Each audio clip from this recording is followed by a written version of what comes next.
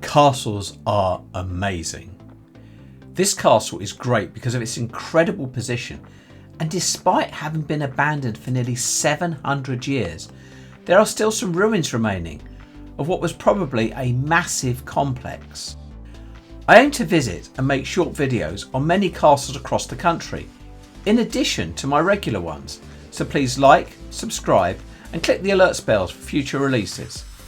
Be sure to stay to the end for all the details. Brought to you by Eclectic Experience, change seen through images.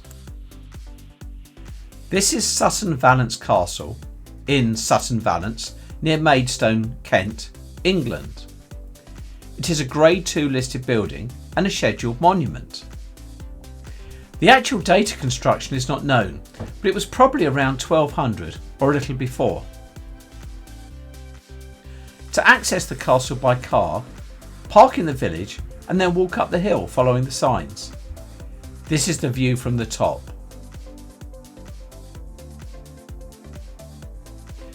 This is what you see from the road when arriving at the entrance to the castle. And even though this is the ruined keep, you can get a great idea of the power this site would have commanded.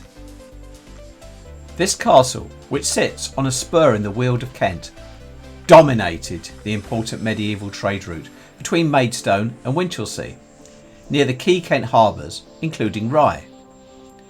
The castle was probably built in the late 1100s.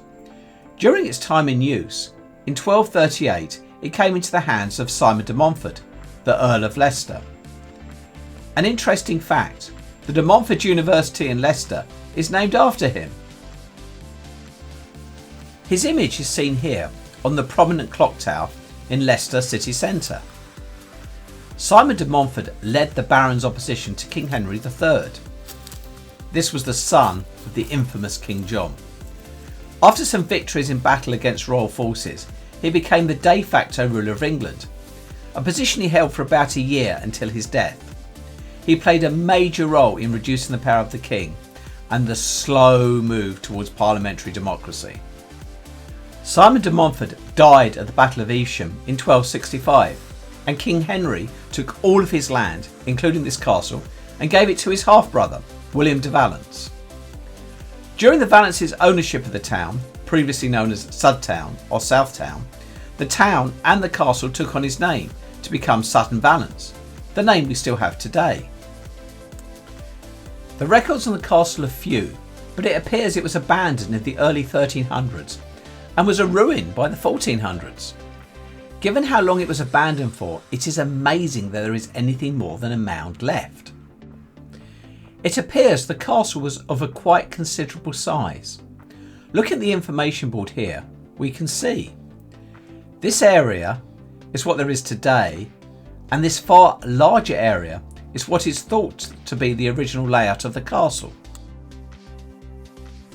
That is a lot of stone to disappear.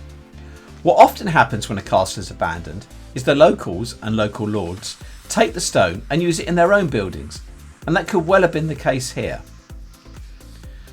Looking at the impressive keep, we can see that only rough stone remains.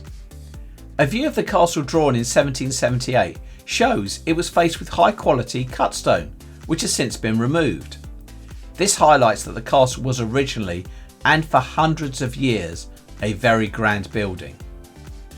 What we see today is built of ragstone and flint rubble and is about 7 metres high. It was probably originally quite a lot taller, with an extra storey when originally built, and would have been entered through an external staircase, as were most castles at this time. If you look up at the top of the building, we can see what looks like a room cut into the inside of the keep. According to English Heritage, these recesses were used as cupboards or latrines, toilets. These are the steps up to the keep, but if you're physically up to it, it is worth actually running up the mound to see how hard it is. This is me trying it here. Imagine trying to do this in armour whilst being under attack. Also consider you would only have got this far after getting over the outer defences and ditch. This would be a massive deterrent for any would-be attacker. As a point of note, there are no records of the castle being involved in any military action. It is possible to walk round the keep at the top of the mound. Here I am walking along the edge with the keep on one side and the slope of the mound on the other. It is a narrow path, but walking it gives a good feel for the site.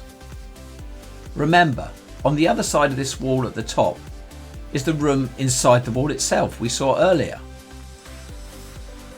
As we go, look up at the scale of the building, remembering it was a lot higher when first built.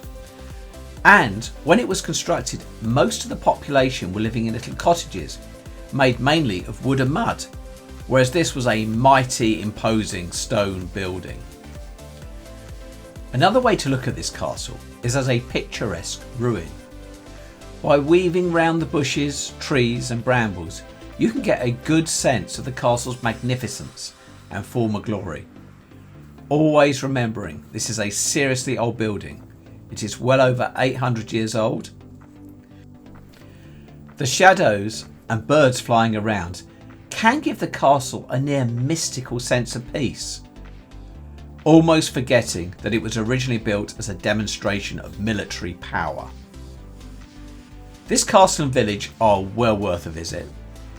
Make sure you do it on a clear day for the view, and take time to appreciate the original scale of this castle. It is administered by English Heritage and can be visited at any reasonable time. I am visiting castles across the UK and will be regularly posting new videos, so please like, subscribe and click alerts for future releases. Links to other videos are at the end. Thank you for watching Eclectic Experience. Change seen through images.